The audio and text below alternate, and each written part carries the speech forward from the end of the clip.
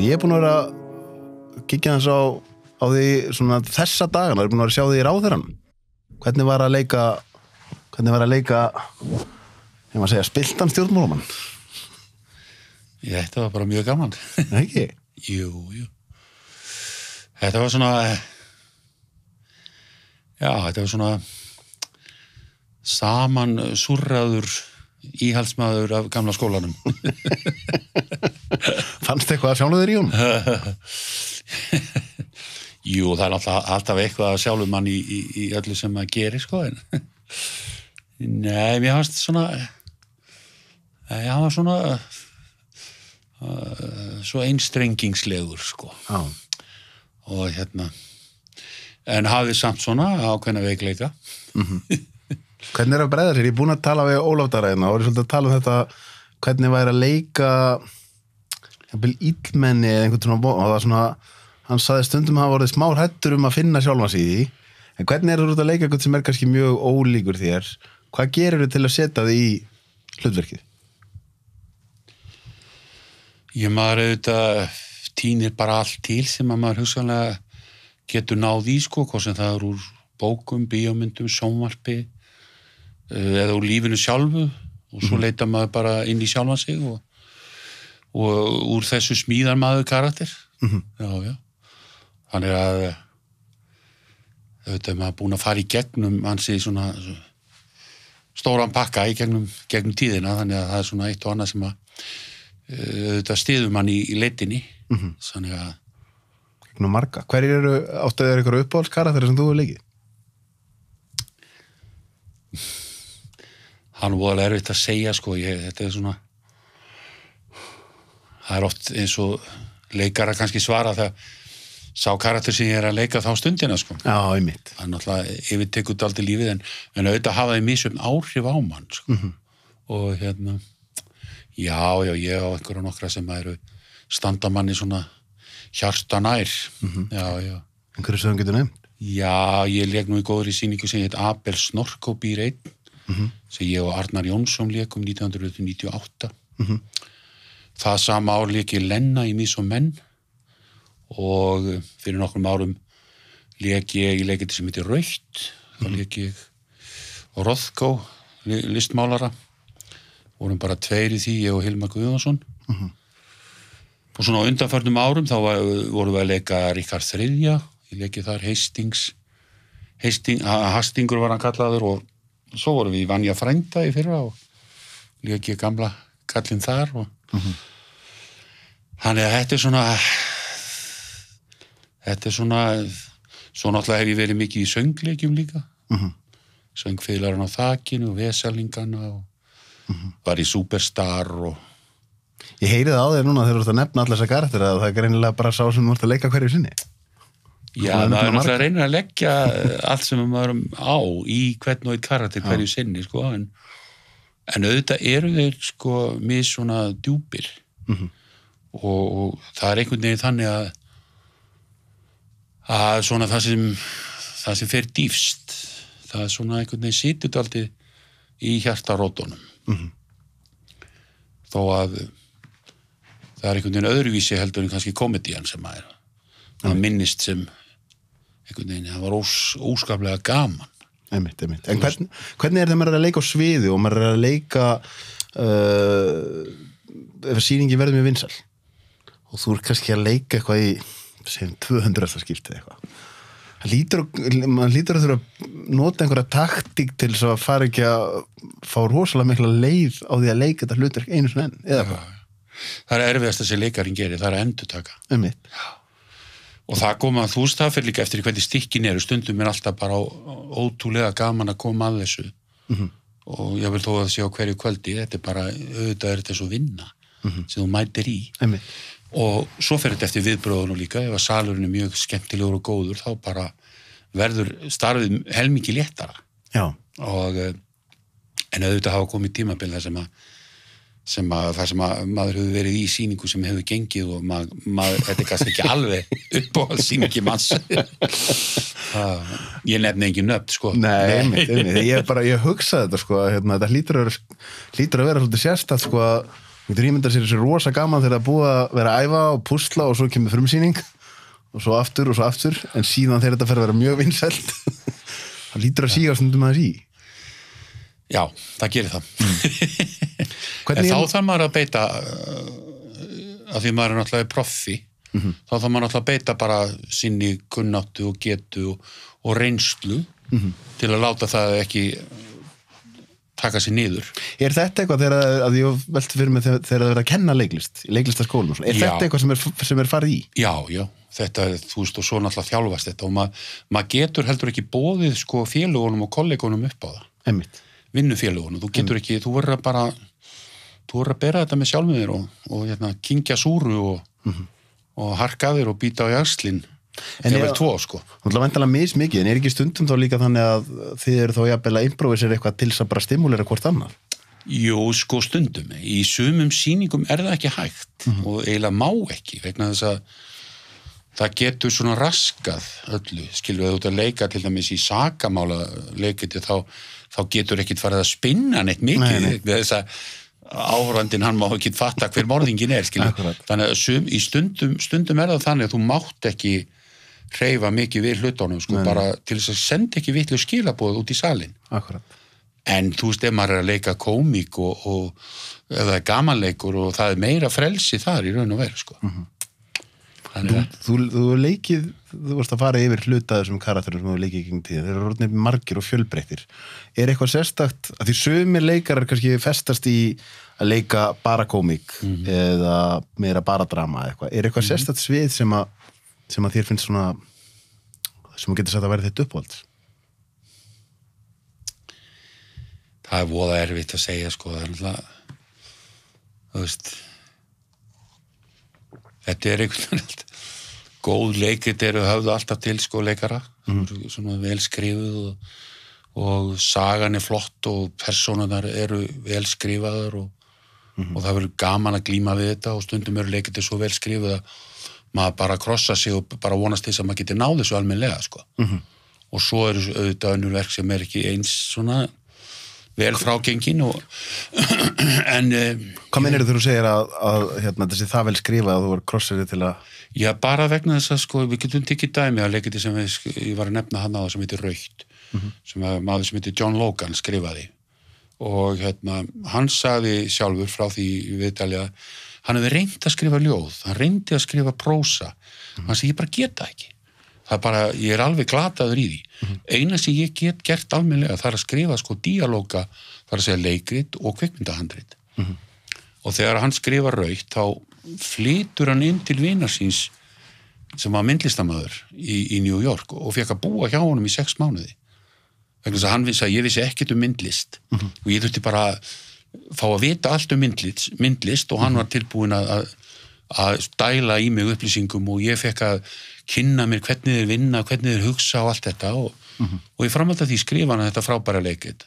og þegar ég les þetta verk þá hugsaði ég bara með mér, wow, þetta er svona stórt nú er bara að krossa sig og reyna að ná utanum þetta og gera þetta almennilega þú veist, textin og stykkið var svo vel skrifað. Akkurat.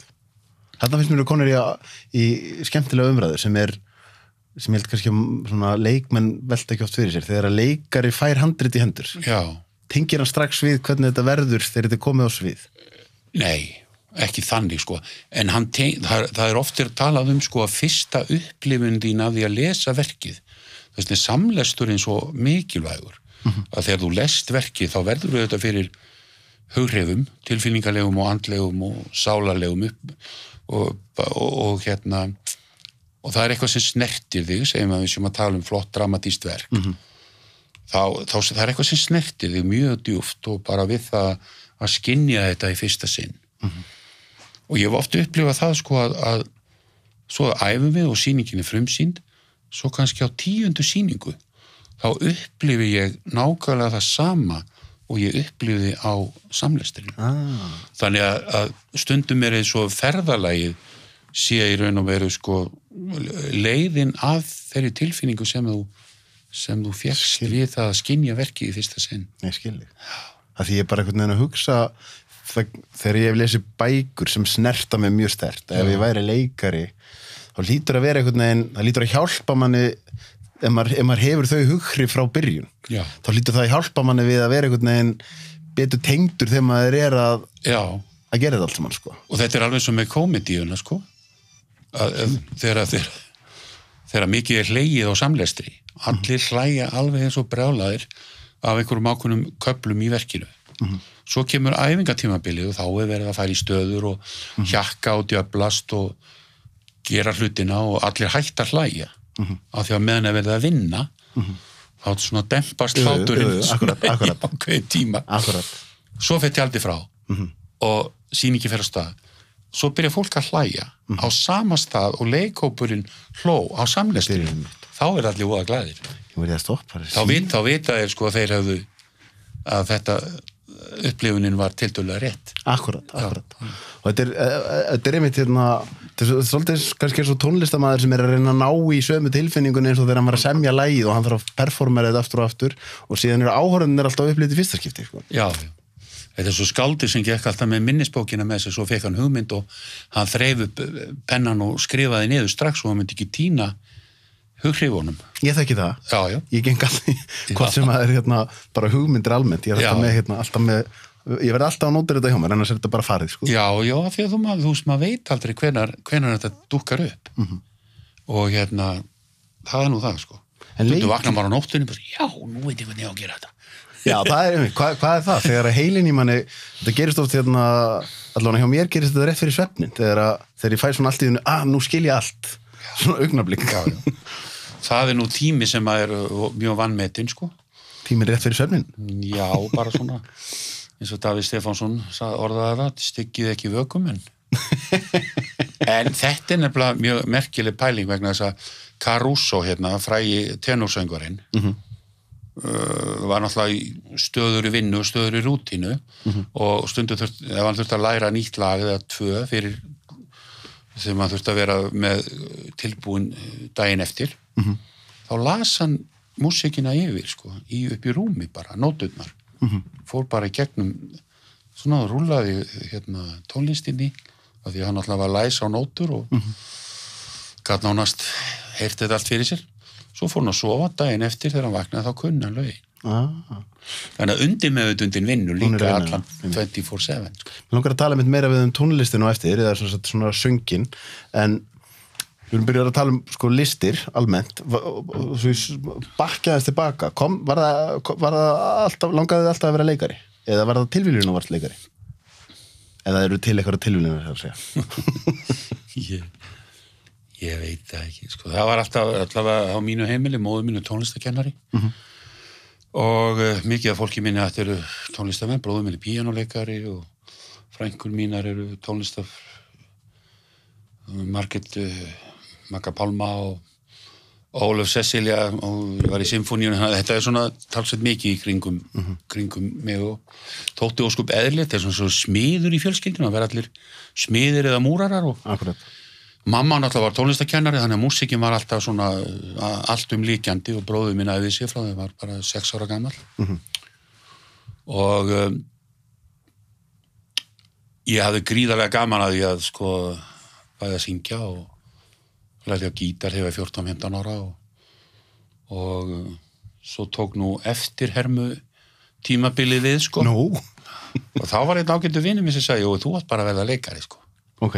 Og ég hafði náttúrulega haft það í bakhöfðinu og hafði gengið með í veskinu, sko, svona úrklippu, úr dagblaði. Frá það sem að leiklistarskóli leikhúsana var að auglýsa inntökupróf. Og ég held ég hafi ekki um að 17-18 ára. Og ég ákveða að mæta þarna, sko.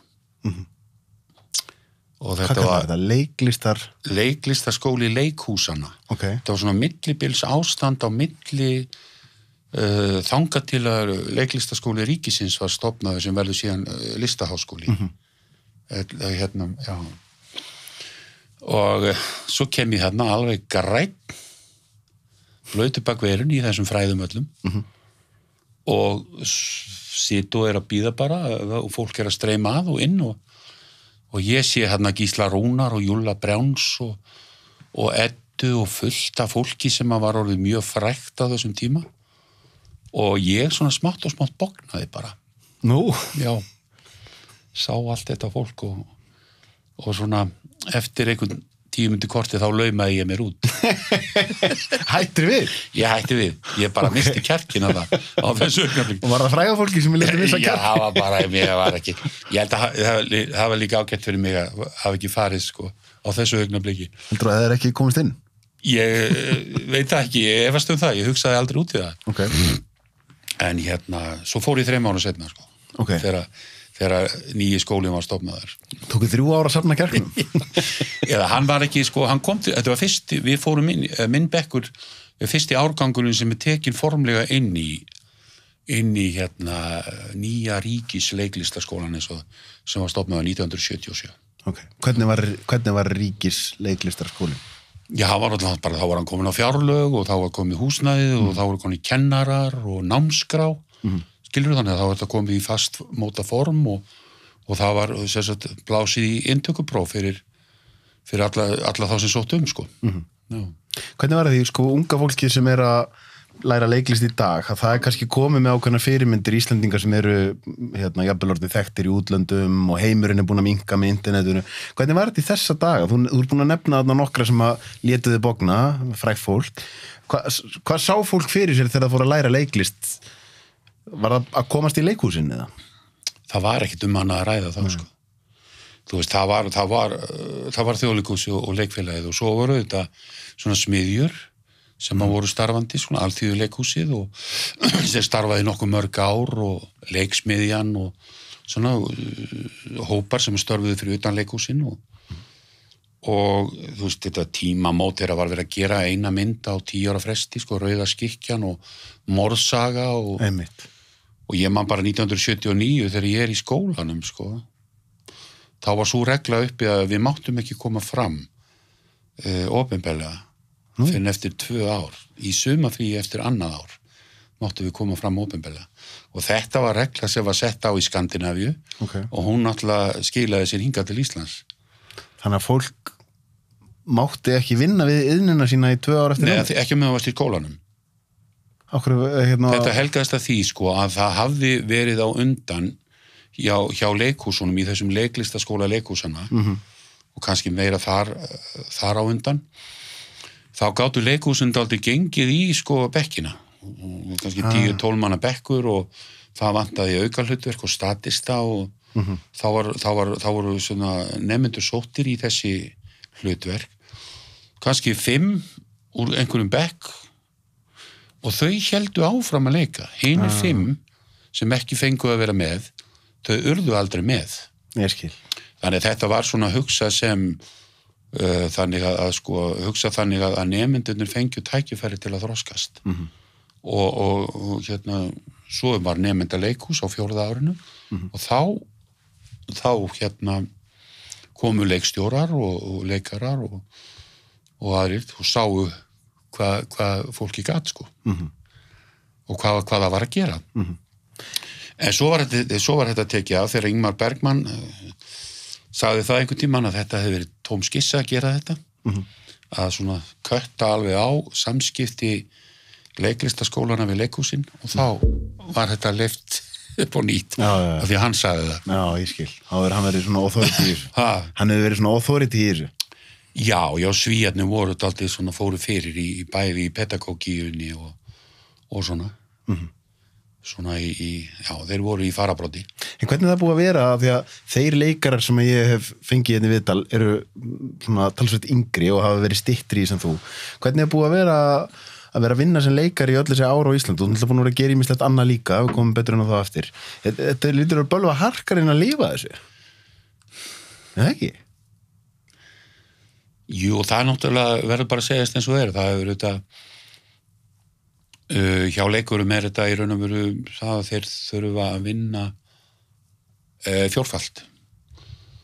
Það er að segja að þeir eru í leikhúsunum og svo náttúrulega leika þeir í bíó og sjónvarpi og lesin á auglýsingar, talin á heimildamindir og talsetja fyrir börnin og skemmta svo á kvöldin.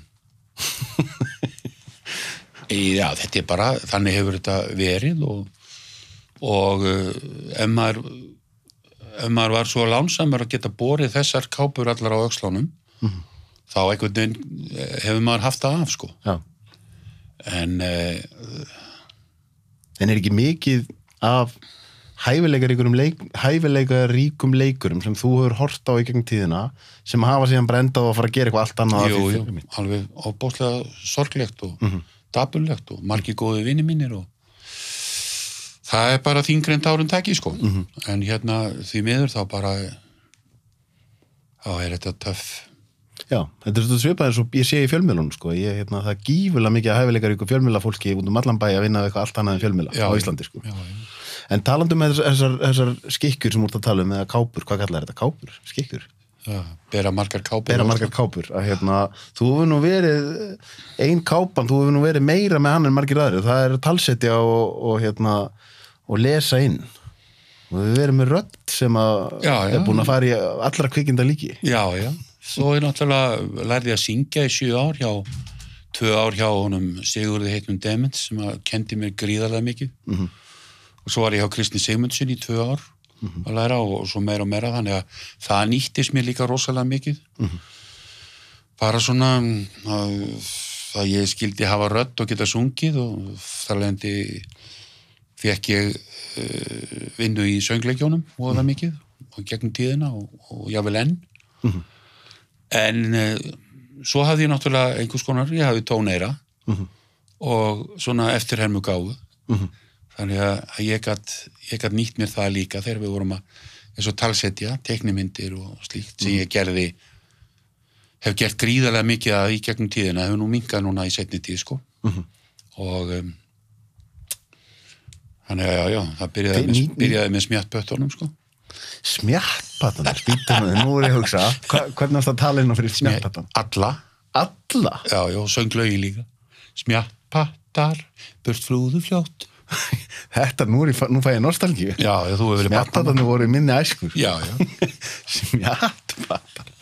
Ég var búin að gleyma þau. 150 þættir.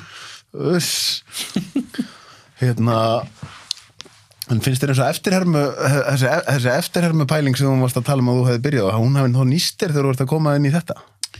Já, þetta auðvitað einhvern veginn háð bæði tóneyranu og svona og svo þetta auðvitað í eðli leikarans svona aðeins að taka á sig einhverja persónu, taka á sig rödd og taka á sig holningu og við gerðum rosalega mikið af þessu eins og bara í skólanum og flest allir mínir kollegar hafa rosalega gaman af því að herma eftir og sumir er alveg ótrúlegir, sko, sem maður ekkert að stíga fram með sínar eftirhermur sem er alveg ótrúlega flinkir og þá í einhverjum karakterum sem ég er ekkert góður í. Þetta er óöfugt. Þannig að og við Pálmi vorum náttúrulega þegar við vorum saman í skólanum að því að þá vorum við stundum bara 2 einir á kaffistofinu og þá vorum við að Pálmi Gers? Já, og herma eftir einhverjum og vorum að ná einhverjum og ég var nýbúin að ná einhverjum og ég var að sýna honum það og leyfa honum að heyra og hann var að leyfa mér að heyra og svona.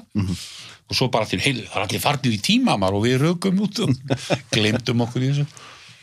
En svo náttúrulega, Pálmi náttúrulega alveg brilleraði í þessu í spaugstofunni. Heldur betur. Já. Heldur betur. Hann lefur að. Hvernig þegar maður er að lesa inn á því þú last sko þú talar um smjattpattan og þú getur örugglega eitthvað miklum fleira sem ég hef búin að stengleima, sko. Því ég fyrst það sem kemur upp í huganum mér er Harry Potter, sko. Já. Og hljóðbækurnar núna með Harry Potter og þar ertu náttúrulega að lesa inn á mjög marga karaktera. Já. Hvað er með marga karaktera þar? Allt í allt. 60-70. 60 karaktera? Já, örugglega. Það voru svona 10-15 sem eru svona alveg kjarnin í hópnum, sko, og svo allir litlu karakterarnir í kring. Ég svona bjóð til einhvern karakter úr hverjum og einum þeirrum, draugunum og allir því, sko. Þannig að ég hugsa að slægi alveg hátt í það. Hvernig er, sko, þegar þú ert að lesa inn og ert með alla þessa karaktera? Já. Sko, því ég hef lesið inn eina hljóðbók. Já. Og það var alveg nógu erfitt bara að halda einbeitingu við að vera að lesa 200 blaðsíður en að vera líka einhvern veginn að skipta karakter og þetta lítur að vera rosa mikil einbeiting að vinna. Já. En það var náttúrulega, þegar voru margir á ferðinni, þá náttúrulega var ég aðeins lengur, sko, þá þurfti ég að stoppa og bakka og byrja aftur og svo kom fyrir þetta, það kom einhver fyrir í 3. bókinni, svo kom hann aftur fyrir í 7. Þá var ég búin að gleyma honum. Já, ég skil. Það var kannski liðu 3 mánuði sko frá því að það verið að þá þurfti ég að hóa í Frissa og strákarnir sem voru í tæknindildinu og segja, við vorum að finna fyrir mig það var í 3. bókinni á blaðsíðu 620, hvernig var hann? Og þá fóru þeir bara inn í grunninn, fundu þetta og sendu mér bara í síman. Já, ok. Þannig að svo gæti ég heyrði bara í honum fyrstu sekúndundar, já, alveg, það var svona, já. En segjum nú sem svo, bara með kannski 2 blaðsíður og það koma 9 karakterar fyrir á svona 2 blaðsíður. Eða 5 blaðsíður eða eitthvað. Ertu að, þú veist, lest þetta allt í einu og skiptur karaktera jafn óðum eða lestu 1 karakter í einu og skipar þá? Nei, ég les allt í einu. Ok. og besta var náttúrulega ef karakterinn sagði eitthvað, svo kom smá frásögn á milli, svo kom næsti, þá hafði ég svona pásu til að, þetta er svona eins og í fótboltanum, sko, þegar boltinn fer út af, sko, þá getur liðið svona núllstills. Já, einmitt. En það er ekki núllstilling.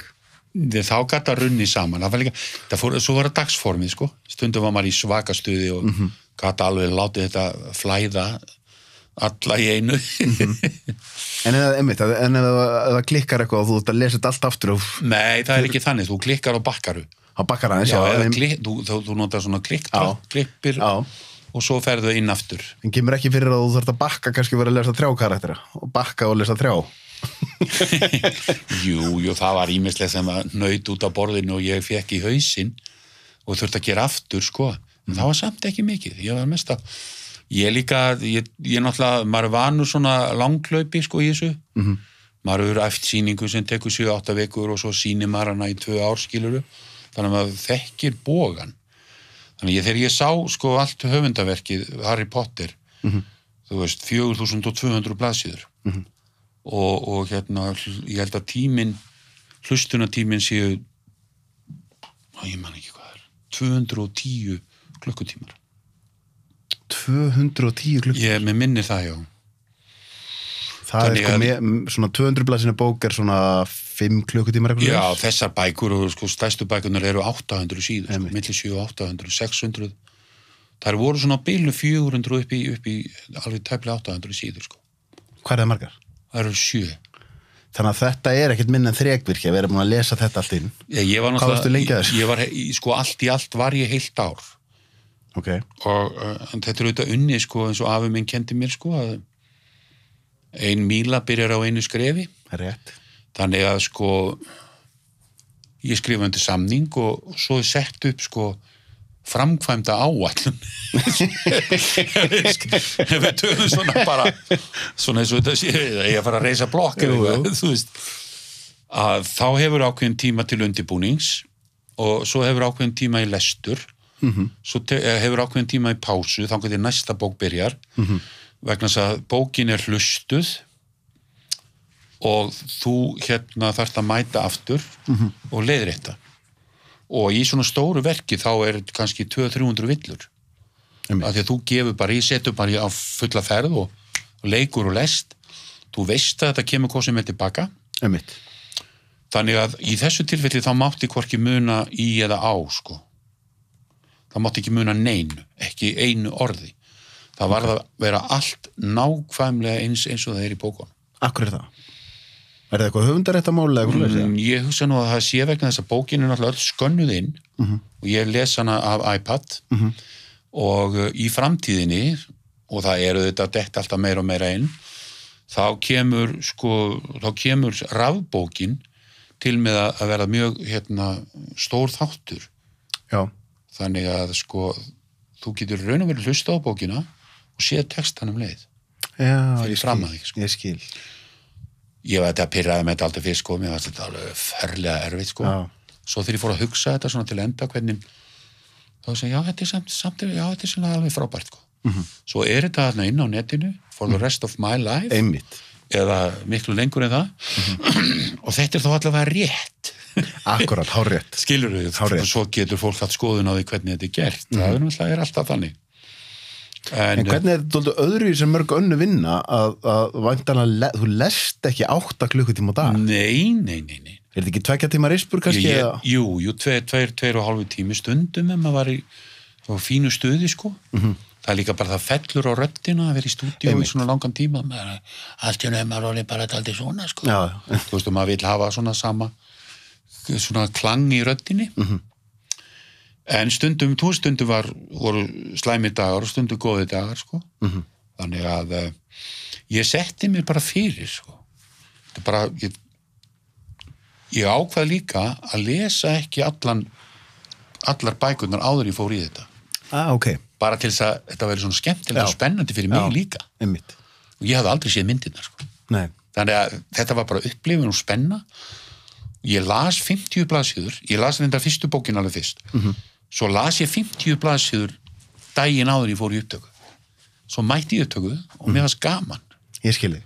Og ég var ekkert að hafa áhyggjur af loka niðurstöðunni eða því sem kæmi þar á eftir. Svo bara tók ég næstu 50 blaðsíður og næstu og kollakolli. En þetta er svona... En auðvitað kom tímabil sem að var svona ég er alveg ekki En heilastarfsemin, svo áhuga hvernig heilin í okkur virkar, er hægt að vera bæða einbytta sér að því að vera lesið þetta rétt og vera líka meðtaka efnið í fyrsta skipti sem bara almennu lesandi? Já, þetta er náttúrulega kannski þjálfunin sem að leikarinn hefur, þú veist. Já, auðvitað. Sem að er þannig að til dæmis að þú vinnur með leikstjóra og þú ert að gera eitthvað og hann kemur og segir, heyrðu, ég spá ekki gera svona, heldur við væru til að gera svona og breyta þessu svona. Ok. Þú tekur við skilabóðum og þú breytir þeim leið og þú gerir það og leikstjórinn segir, þetta var frábært. Af því að þú ert þjálfaður sem leikari í að taka við skilabóðum og umbreyta þeim. Auðvitað. Þannig að þessi þjálfun í þessari þjálfun er maður. Og maður getur verið mjög fljótur til þess að detta úr þjálfun. Akkurat. Ég var það að hugsa það bara í gæra fyrir þetta, sko. Nú búið að vera COVID þetta maður ég hef ekki verið á sviði síðan í mars. Svo er það að fara að læra texta, ég get eitthvað lært textan maður, ég er bara skítrættu, það fór allt í að hafa eitthvað áhyggjur af því að þetta er bara miklu erfiðara. Já. Þú veist, ég meina, við bara virkum svona. Það er alveg rétt. Þannig að maður er bæði fljótur að koma sér í æfingu og fljótur að detta úr æfingu. Já. En eins og ég sagði, svo er maður dagamunur á manni. Stundum er maður alveg rosalega fesku. Eins og lokakablinn, þá hafði ég var búin að vinna eitthvað langt fram á nótt og ég svaf lengi, bara fram yfir hádegi, fór svo leik kvöldið hjá leikfélaginu, Borgarleikhúsinu. Og ég hugsa með mér, ég get ekki farið að sofa núna. Ég segi, heyrðu, það er pressa á mér. Ég á að fara að skila síðustu bókinni. Ég fer bara inn í stúdíu, ég hafði mig bara kóta og stimplaði mig inn, fór inn og svo setti ég í gang miðnætti. Og ég kláraði kaflan klukkan 5:30 morgunin. Já, ok. Svo þegar var verið að fara yfir, það voru fæstar villur hjá mér á þessu tímabili. Það er áhugavert. Já. Og ég veit ekki það hverju. En getur ekki verið að sé bara því þegar maður er að koma úr performance eins og þú þarna, þá er einhvern veginn adrenalínið í botni og þá er maður mjög konsentrerað og einbeittur og... Jú, svo líka náttúrulega algjör þögn, algjör kyrrð. Ég stóð upp og fekk mér pásu, það var engin bíll úti og maður var alveg svo Palli var einn í heiminum og það var algjör kyrrð og maður var bara í þessu. En að tengjast fólki gegnum röddina, sérstaklega fyrir leikara sem er vanur að geta expressað líka í mynd. Já. Heldur þú svolítið sérstaklega? Því ég hugsa alltaf svona fyrst að ég vann nú í byrjunum mínum fjölmiðlaferli með manni sem ég finnst vera svona einn besta fjölmiðlarödd Íslands, Gissur Sigurðsson. Já. Blessuð sé minning hans. Já, blessuð sé minning hans. Og það er þessi svona eins og Broddi Broddason, Gissur, þessi menn sem einhvern veginn svona, þeir hafa tengst fólki í gegnum röddina og síðan eru einmitt leikarar og maður horfir stundum á sko kannski flottar teiknimyndir og Hollywood og svo sér maður og maður er að tengja við eitthvað karakter í teiknimyndinu og svo fattar maður ekki fyrir en eftir að þetta er þessi leikari, auðvitað. Hvernig þú veist, notar eitthvað tricks? Nei, ég er nú líka, sko, munun á þessu tvennu sem þú þess að tala með það að sko fréttaþulurinn, hann keyrir yfirleitt röddina sína í ákveðnum farvegi. Rétt. Já, þú veist, Gissur Sigurðsson segir fréttir, þú veist, hérna, Donald Trump, Bandaríkjaforseti fór í opinbera heims og þú ert bara að fara í þetta? Já, hann sko, leikarinn, hann er náttúrulega að fara hér upp, hann er að tala kannski hérna, þess að það fattaði ekki hver hann er, fyrir þú fórst að, eða hann er að tala eitthvað hérna, veitu hver er þetta? Veist, hann er ekki í sínu svona, í sinni miðju. Nei. Þannig að ef við verum að tala teiknimyndir og svona hluti, en auðvitað ef þú ert að tala, ef þú ert í dramatísku verki þá ertu keirur á þinni rödd með öllum blæbrigðum. Þannig að það er alltaf munur á þessu sko. Rétt. En það sem ég kannski ekki var að reyna að spurja það er bara þú veist, þegar að maður að því ég tek vel eftir því þegar ég fer að hugsa eins og þetta sem þú hefur verið að gera með karakterina, að það er ákveðin kunst að ná, eitt er að breyta röddinni sinna þess, en það er einhvern veginn svo náir smá tilfinningum inn í nýjan karakter, þú færi hérna niður tóntegund en það er ekki nóg, eða upp tóntegund, heldur það þú líka búa til og ertu þá, þú veist, ertu með eitthvað í hausnum þannig að þú sérð karakterin fyrir þér og þú nærða að setja tilfinningar inn í röddina líka. Er þetta kannski bara ekki svona mikið genið sem ég er að ímynda? Ég held nú reyndar að röddin skiptir rosalega miklu máli, sko, hvernig þú notar hana og ég, svo ég segi, ég var náttúrulega svo heppinn að kynnast bæði góðum talkennurum og raddkennurum í leiklistaskólanum og svo í framhaldinu söngkennarunum mínum, hún Sigurður Demens og svo Kristni Sigmundssoni og fleirum og það er bara röddin er rosalega merkilegt tæki varandi þetta sko. Ég meina þetta er fullt af sögum að frægum leikurum að þeir, eins og Lorenz Olivier gamli, ég veit ekki hvort þú manst eftir honum, hann heitir hún er lág svona frekar hátt rómur alltaf, var svona frekar svona létt í honum röddin, svo fór hann að leika Óþelló og hann þurfti að ná sér niður áttund það þurfti helst að leika hann hérna á þessu rekisteri sko og hann var bara í þjálfun allan tímana meðan hann var að undirbúa sig fyrir hlutverkið til þess að fara með hann hingað sko og ég pæli mikið í þessu sko já ég meina stundum með voða gaman það þarf stundum voða lítið að gera til að leika bara eitthvað, þú veist setja sig svona í ákveðin gýr og hérna þetta er svona eins og Sigurður Heitin Pálsson sagði sko, tungumálið er leiktæki en röddin er það líka sko og þess vegna þarf að læra vel á þennan vöða sko. Þetta er reyndar frábæð punktur því er eiginlega sama hvað maður er að gera í lífinu sko. Ef maður er að taka mikilvægan viðskiptafund eða eitthvað, þá skiptir rosalega miklu máli mitt, bæði röddin og líka þagnir og annars því líkt sko. Þagnirnar maður það er svo tónheyrnarkennari minn sagði í gamla daga að við varum að kenna okkur takt sko og við vorum með svona nótur á blaði, við vorum að berja taktin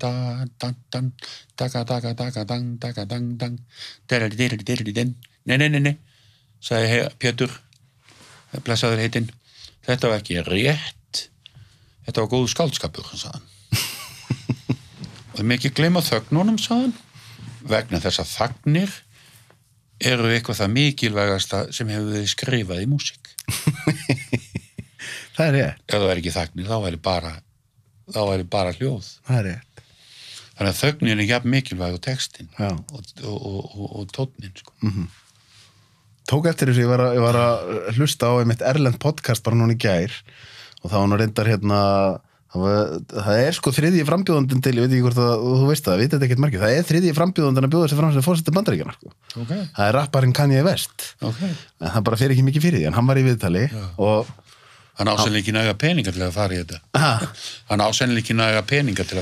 Jú sko, hann áreindar hellinga peningum en það er bara svo erfitt að komast á kjörseðilin og svona sko, en hann var í viðtali og þegar hann var sko, hann búin að vera að tala um listinu og svo er hann alltaf spurður út í bara yfirnærið fórseti, út í utanríkismálu eitthvað og hver einasta spurning þá þagði hann örugglega í svona 10 sekúndur áður en hann svaraði og maður hugsa bara hvað, er hann búin að missa vitið bara það sem gerist í þögninni er að maður fer að búa ímyndunarfli fyrir að stað en síðan hugsa maður býtu það nú eiginlega bara mjög rökrétt að vera að spurja þig flókinar spurningar að þú leifir þér að hugsa hans málið það er akkurat málið sko ég man þegar að koma hérna litáíski leikstjórinn að Rímas Túminas og svo var náttúrulega túlkur alltaf á milli og það var mjög athyglisvert með hann sko þegar að þú spurðir hana einhver eða komst með hugmyndum eitthvað varðandi karakterinn sem þú varst að leika þá horfði hann á mann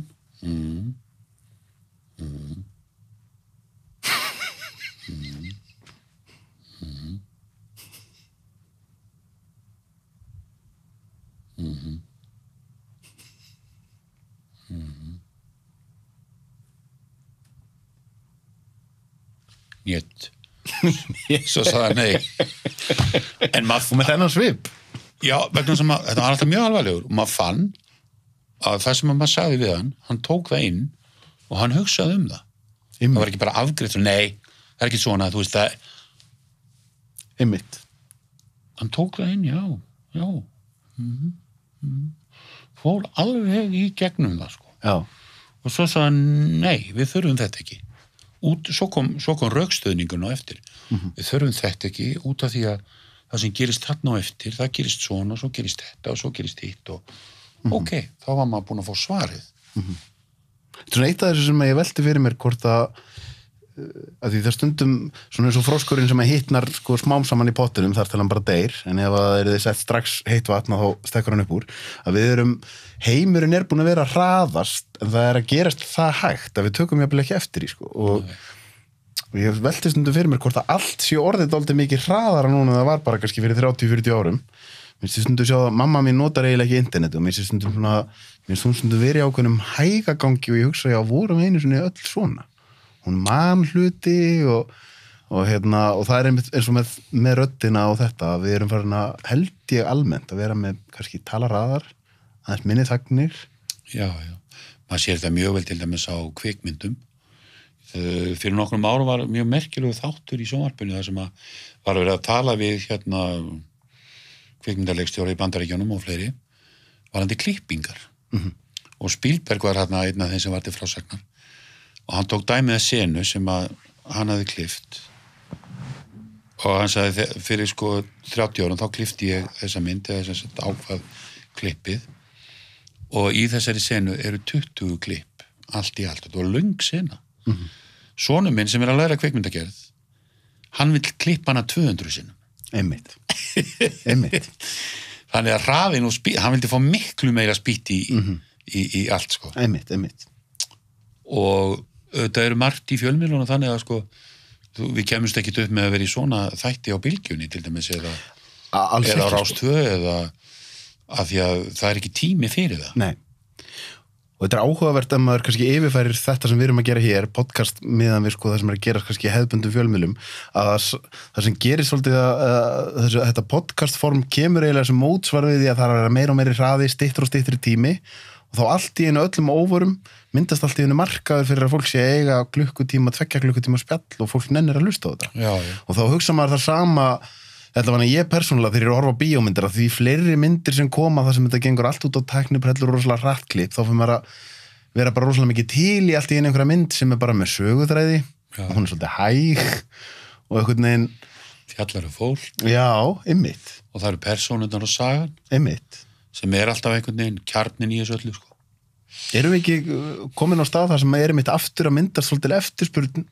Gengur þetta ekki stundum, þú veist, þetta er svona svo pendúll að þetta fer svolítið langt í aðra áttina áður en það leitar aftur að miðinni, sko.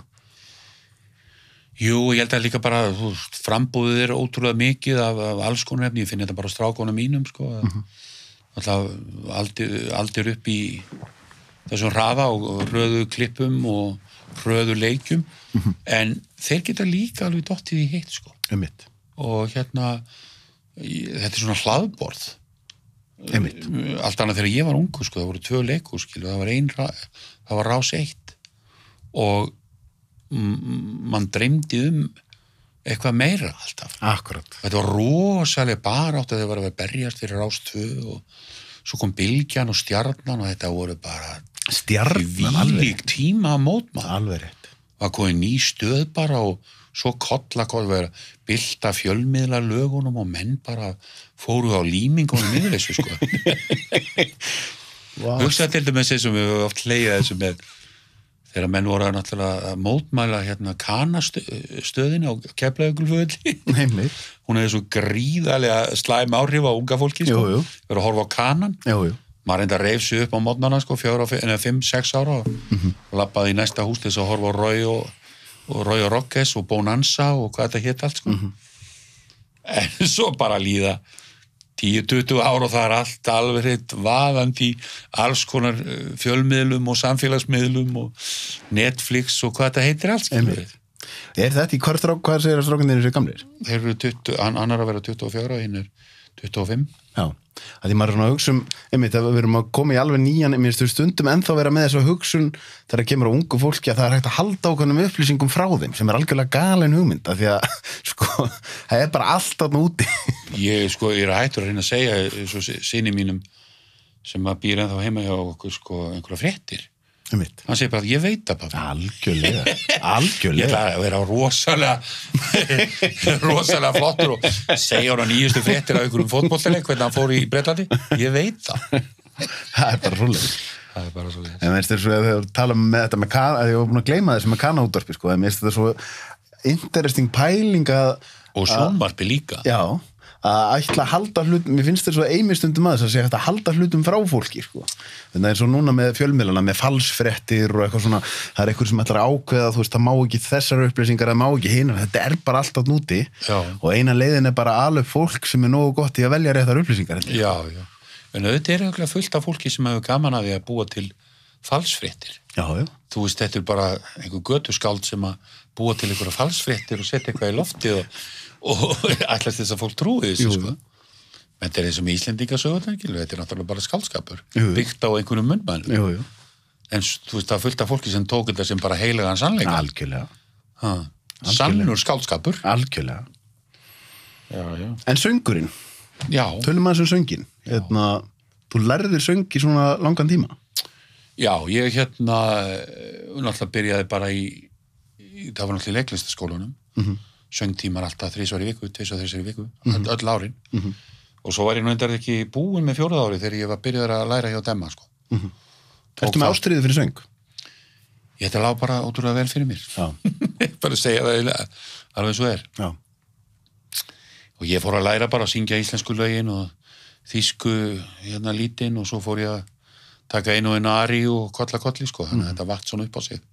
Svo var hann bara svo yndislegur og skemmtilegur og ég lærði svo mikið hjá honum sem nýttist mér líka í leiklistina, sko.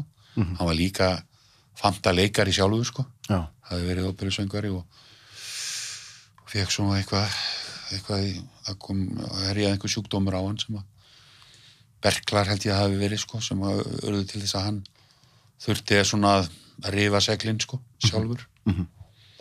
Já, það var mjög gaman og svo hjá Kristni Sigmundsen í 2 vetur. Þá vorum við sko kortir yfir 9 á mótnana. Já, þá var hann búinn að vera að síðan 7. Þá var hann að æfa karlakórinn Þresti, svo er ég Hafnarfirði, mætti þar kortir yfir 7 og æfði þá, hvort hann tók eitthvað í millitíðinni og svo kom hann og kenda þessi skólanum og svo fór hann á æfingu í óperunni og svo var eitthvað meira og svo fór hann í kvöldmat og svo var sungið í óperunni og svo var skemmt að þessa milli. Þetta var bara, þú veist, já. En þetta, ég var alveg á fullu til dæmis þegar ég byrja að syngja í leikhúsinu, þá ég mitt að læra hjá Kristni, sko. Fór í pröfu þarna fyrir Vesalingana, 87 og var munstraður þar í eitt af aðalhlutverkunum í framhald af því. Svo kom þetta svona hvað af öðru, Sound of Music og Hvernig að vera í söngleikjum með bara svona hefbundin ef við segjum hefbundin leikverk? Já, þeir eru náttúrulega alltaf svona léttleikandi. Þetta er svona sögurnar eru léttar og fallegar og komískar og þú veist, það er engin hvað á ég að segja? Þetta er ekki svona harmur og mannvonska eins og er í vestu leikritum hjá Shakespeare, sko. Nei, nákvæmlega. Nei, þetta er svona léttleikandi og þetta er svona miðar að því að hafa skemmtilegt og gleðin er í algleymingi og það náttúrulega músíkin hefur spilað náttúrulega gríðarlega stóra rullu þar. En þú veist með þetta allt, sko, það er kvikmyndaleikur, sjónvarp, leikhúsið, söngur, sko, að því sömur eru þannig að þeir verða alltaf að vera skiptum til þess að svona, svo í sletti stimulera sjálfa sig eða hafa gaman eða eitthvað. Eitthvað eitt af þessu sem að þið finnst skemmtilegur en annað eða finnst þið gaman að flakka á milli? Já, það er raun og verið það sem hefur kannski verið svona það góða við þetta hérna heima. Það er það, ég hef haft tækifæri til þess að hafa þetta mjög fjölbreytt, sko. Og það er ekkert hjá öllum þannig, sko. Nei. Ég veit til dæmis ekki mann eftir því þegar þjóðleikhúsleikararnir fóru til Bandaríkjanna fóru að heimsóttu kollega í New York og svo var svona veisla á eftir, matur og menn voru að spjalla saman og einn segi við kollega hérna úr Þjóðleikhúsinu, hvernig leikar ert þú? Það sem, já, við erum nú svo bara svo heppin að við getum svona farið alltaf á milli, við leikið drama og verið í komik og sungið í söngleikum. Nei. Hvernig leikar ertu? Þá var það miklu og kannski miklu neldara þar. Þú ferð inn á einhverja ákveðna braut og þá ertu þetta alltaf fastur þar. Það ekkert rosalega margir bandaríski leikara sem að hafa haft þetta svigrúm, sko. Þeir kannski teljandi á fingrum, beggja handa kannski. En þetta ekki að því við töluðum aðeins áðan með að þetta svona hark sem ég held að flesti þekki á Íslandi að við þurfum að vera í öllu, einhvern veginn, leikari þarf líka að vera að lesa inn og hann þarf líka að vera að gera bara að lifa af. Kosturinn við það síðan að maður stendur uppi og maður kom með rosalega mikla reynslu á kannski mörgum sviðum, sko. Alveg eins og bara hefðbundi fjölmiðlamaður, hann bæði búin að vera að skrifa og líka vera í sjónvarpi og líka vera í útvarpi og líka versus einhver markaðsvæði þar sem það verður bara strax rosalega mikil sérhæfing og þá ertu bara kannski með blokkering og eitthvað þínum sviðunum að því þú hefur bara enga reynslu í því. Já. Nei, svo er þetta það kannski líða mánuður og eitthvað á milli þess að þú ert í söngleik og svo byrja söngleikur og þá þarftu bara taka upp gömlu æfingabókina, veitu hvernig var það og byrja að æfa þig frá nulli. Jú. Og svo eru bara æfingar í leikhúsinu allan tíman á meðan að verða að æfa upp stikkið og það eru upphitunaræfingar sem standi í hálftíma og kolli þannig að þú þarft að vinna þig í gang en þú kannt að vinna þig í gang. Já. Og svo ertu komin í ákveði stuð og þá keiruru þar á meðan að söngleikurinn og það er alltaf upphitun og alltaf haldið vel utanum hlutina. Þannig að já, svo þarf það að fara að lesa upp ljóð daginn eftir og þá tekur ljóðabókin og æfir þig og lest ljóðið og kolli það er svona það er sjaldnast að menn fari alveg kaldir í málin, sko. Einmitt. En þeir kunna til verka. Þú veist, þú kannt að æfa þig, sko. Þetta er svo píanóleikarinn, ef hann ekki spilað eitthvað, þá þarf hann að gera fingraæfingarnar alltaf. Já, bara þess að koma öllu kerfin í gang. Smyrja sig aðeins í gang. Já. En hvernig síðan þetta sem að síðan er þetta svo eða það að vera á sviði, þetta er svo eðlis ólíkt því að vera síðan í bíómynd eða sjónvarpsþáttum, þar sem að við sjáum eitthvað á skjánum sem kannski eins og bara núna ráðherran, 50 myndna þáttur, en að baki einum svona þætti er gífurlega mikil vinna, gífurlega mikil endurtæningum. Þetta er allt annars konar vinna. Að vera að láta taka sig upp á kameru og það þarf kannski eitthvað lítil sen og það þarf að endurtaka hana og svona. Hvað er Já. En það er ótrúlega, sko, mikil næmni, sko, oft í hópnum hjá góðum kollegum og leikstjóra. Við vitum að þetta datt ekki alveg inn, þetta var ekki alveg komið. Okay. Þú veist, það var margt gott en ekki alveg, sko, eins og við vitum að það gæti orðið. Svo hafa tekinu önnu taka og það er alveg að smella. Svo kemur takan sem smellur. Og þá er oft, sko, þannig að það verða allir vitni að því, sko. Og það segja allir, sko, þetta er frábært, þarna var það. Þetta er komið. Og leikstjórinn segir, þetta er komið og þá er það búið og þá er náttúrulega ólíkt við leikhúsið. Þetta gerir aldrei aftur. Einmitt. Þú gerir þetta aldrei aftur. Einmitt. Þess vegna er góð tilfinning að finna og þegar allir finna þarna smalla, þá vitum við að það fer í loftið og það smalla. Það sem öðrum finnst. Svo er til leikstjórar eins og Stanley Kubrick sem að halda áfram þegar öðrum finnst þetta að vera búið. Hefur þú lent í einhverjum þannig, eða? Nei. Af því hann í svo miklu uppáhaldi og mér, sko, maður heilt hryllingsögurnar að leikurum að leiki fyrir hann, sko. En það er, sko, við auðvitað búum líka við það í dag, sko, að það vinnubrögðin eru, sko, röskari. Það er meiri hraði í vinnunni, sko. Maður finnur mun á því frá því early days, sko. Að þarf helst að svo mikið undir, það er svo margir, svo dýrt. Það þarf að standa í fæturnar og gera þetta og ná því. Það er ekki tími í, sko, 20 tökur. Einmitt. Manst þú eftir tíma þar sem að leikstjórnir hafa kannski haft meira frelsi til þess að bara ef að þeim sýndist svo að bara draga verkið á langinn?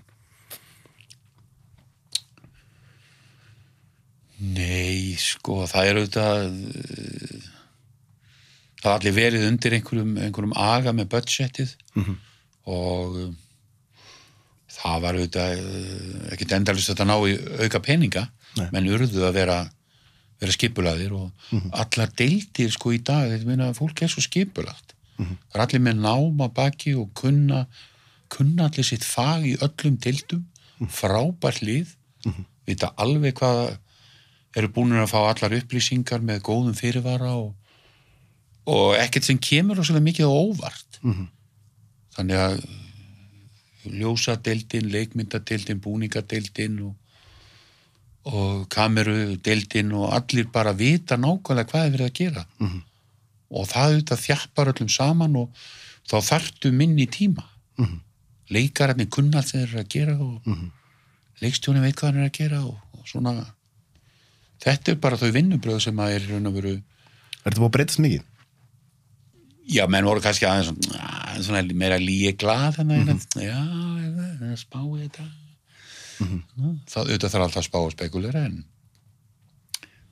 en mesta sem ég man eftir það alltaf að gera 15-17 tökur á sama skotinu sko. En það var líka svona tæknilegt skot sem hann varð að smetla sko. Og það var hjá Hilmari Oddsinni í eins og skepnan deyr. Já. Það var svona mjög flott skot það sem að ég keyri bíl úr hlaði og kameran eltir sko bílinn. Hann fer niður brekku og hverfur. Kameran myndavinni liftist upp svona í rólegheitum. Fer upp á fjallskar sem hana. Fer allan hringinn á þess að klift sér. Kemur svo tilbaka. Þá fer allt í músíkin að breytast. Og myndavélinn kemur tilbaka og þá Þröstur Leó sem að léka á móti mér í þessari senu og þetta Heiðrún heitin. Þá eru þá kemur kameran til þeirra. Það komið nýr dagur og þau eru búin að meðan að kameran fór þennan hring þá hlupu þau og skiptum föt. Og músíkin breytist á miðri leið þannig að hún er að æfa sig á flautu og hann er að skrifa og hann er í allt öðrum fötum og á allt öðrum stað heldur en hann var á í kveðusenunni. Þetta er hvergi klift. Og svo var náttúrulega risastórt dolly sem þurfti til þess að skjóta þetta og það sem gerðist í raun og veru það klikkaði ekkert nema dollyið var svo stórt að það aðeins svona hreyfðist og þá náttúrulega hreyfðist öll myndin.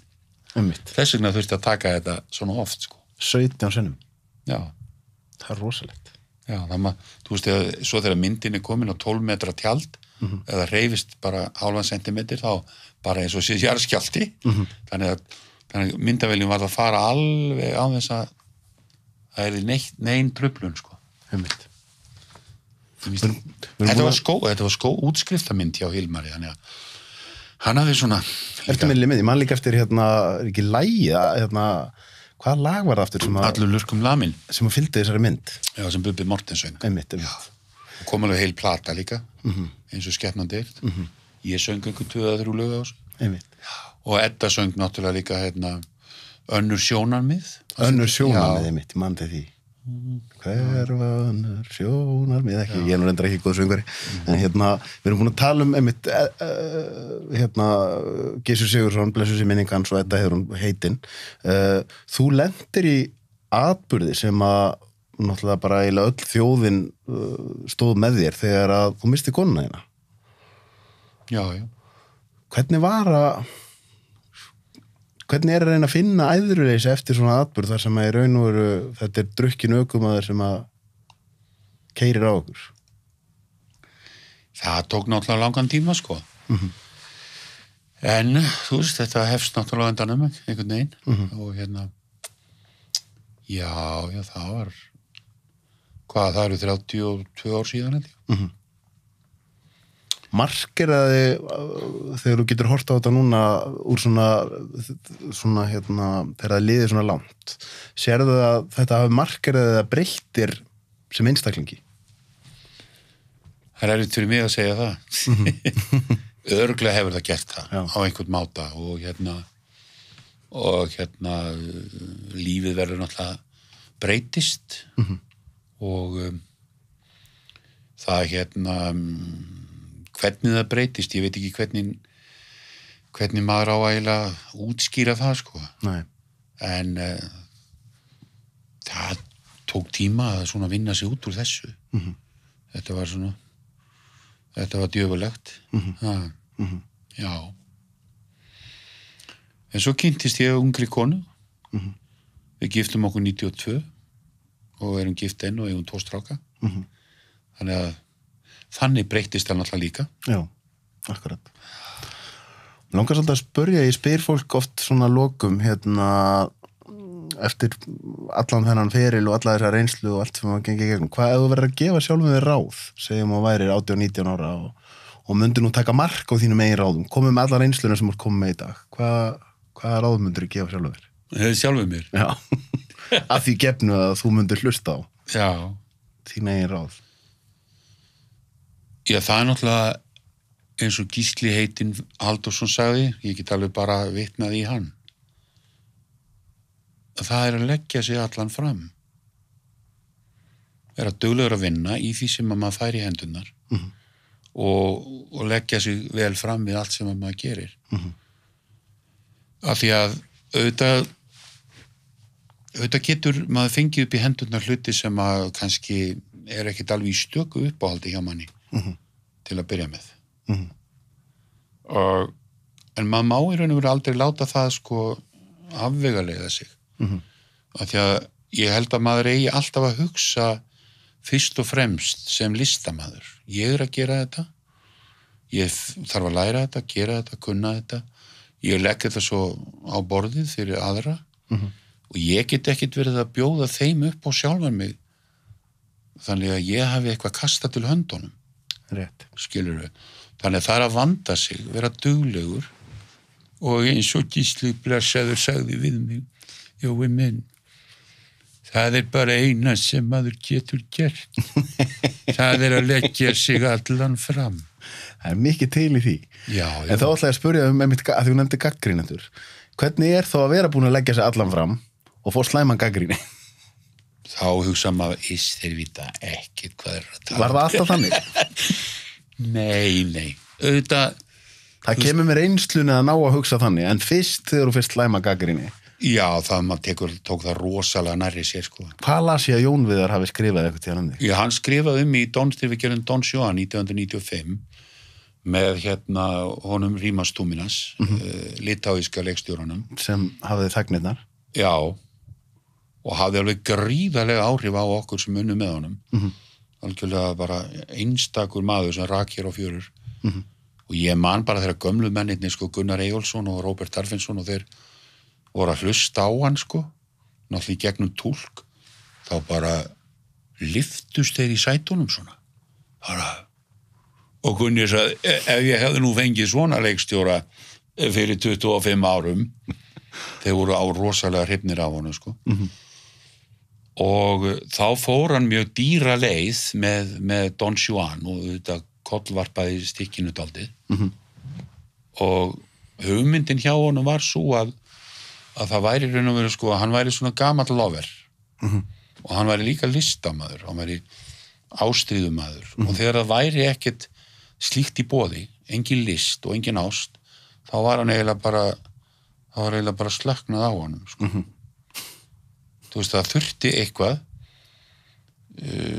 æðislegt, skáldlegt eða einhverja fallega konu til þess að kveikja á honum. Akkurat. Og þess að milli þá svona einhvern veginn dinglaði hann bara og svo var Siggi Sigurðars með mér og hann var alltaf að reyna að peppa mig og þú veist og hinn var eiginlega bara í einhverju svona sjálfskipuðu þunglindi. Og Jón sagði held ég mig að ég hefði lufni, hvað það? eða lufsast sviðið eins og eitulyfjasjúkling. Þetta skemmtilega orða. Já, svo kom Jón Ólafsson hérna, tónlistarmaður, sagði við kom til mín og sagði, veistu á hvað þetta myndi mig? Ég held að honum fannst þetta frábærsýning. Hann sagði, þetta myndi mig á Elvis Presley. Nú? Já, svona var hann orðinn, sko. Hann var bara algjörlega ástríðulaus. Það var ekkert gaman. Það var ekkert, þú veist, það þurfti svo mikið til þess að vekja hann. Kveiki í honum. Og hérna, marga góða sögu til að því, náttúrulega. Þegar hann var lokaður inn í herbyggjónu, þau börðu á dyrnar hjá honum og reyna að fá hann. Og þeir voru alltaf að finna upp á alveg ótrúlegustu hlutum og einhvern tímann keyptu þau dráttavélar og vagna og já, það geti verið gaman. Opnaði dyrnar og þeir fóru út í skóg að keyra og sumir stóðu á vagninum og spurning hver þeirra myndi standa lengst á kerrunni, sko. Já, það. Eða keyptu mótorhjól og fóru inn í Beverly Hills og voru að rekja fræga fólkið, sko. Á stórum svona halliti. Þú veist, þetta var allt orðið svona þetta er extreme. Ég skil. Svo var einn sena í Don Juan sem er mjög skemmtileg, hann er alveg missið sig og fyrir að tala um listina og skáldskapin og allt og þá, þú veist, þarf að binda hann. Hann er svo ástríðumikil, sko. Og Siggi tók svona risastóran kaðal og svona teipaði utan hann keyrði hann alveg niður, sko. Þannig það var ýmislegt svona skemmtilegt sem og Jón var ekki alveg að fíla margt af þessu, sko. Nei.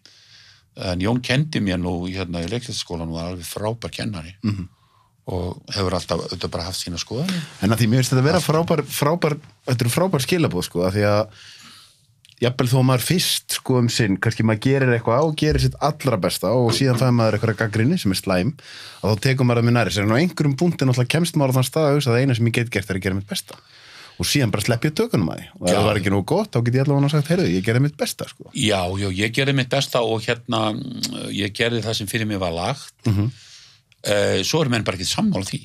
Það er bara, þannig er þetta. Þannig er þetta bara. En það er munur á því að fá gagnrýni fyrir eitthvað þar sem maður veit að maður hefði getið gert betur eða fá gagnrýni fyrir eitthvað þar sem maður segir ok, mögulega gæti ég gert betur en á þessum punkti var ég bara að gera mitt besta, sko. Já, svo líka ef að gagnrýnin er svona skipulega sett fram og sett fram á svona ákveðum máta ef hún er ekki rætin. Það er svolítið skil þarna á milli hvort það er rætni í gangi eða hvort þetta er hreinlega bara að vera það menn og konur eru bara að lýsa því hvaða upplifum þau höfðu af þessari sýningu, sko. Akkurat. Þannig að það er svona það Þetta er góð loka skilabóð. Gerðu þitt besta. Alltaf. Legðu þig allan fram. Hefur ekki bara verið nokkuð góðir? Jú. Við getum verið hérna endalaust, sko. Já, við getum nú tekið langa þögn til að sýna frá mátt þagnarinnar. En ég held að fólk nenni ekki að hlusta og lengja þagnir, sko. Nei, það er sannlega rétt í það. Það er svoleiðis. Ekki eins og var í gömlu rússnesku bíómyndunum, sko. Menn voru þögðu bara í 10 mínútur, sko. Það voru að hugsa. Það voru að verið að sýna, sko, hvað viðkomandi var að hugsa og þá átti þú að fara að ímynda þér hvað hann var að hugsa og þar með varst þú orðið mótíveraður og það er auðvitað lykillinn að þessu, það er sérst að áhorfandinn sem slíkur þetta hefur þannig áhrif á þig að þú ferð að hugsa. Akkurat. Þú ferð að upplifa en þú ert ekki mataður. Akkurat. Það skilur eitthvað eftir frímyndunaraflið. Já, þú mátt vera með. Akkurat. Heyrðu, gaman að fá þig. Já, takk fyrir að taka við mér. Takk fyrir komuna. Takk.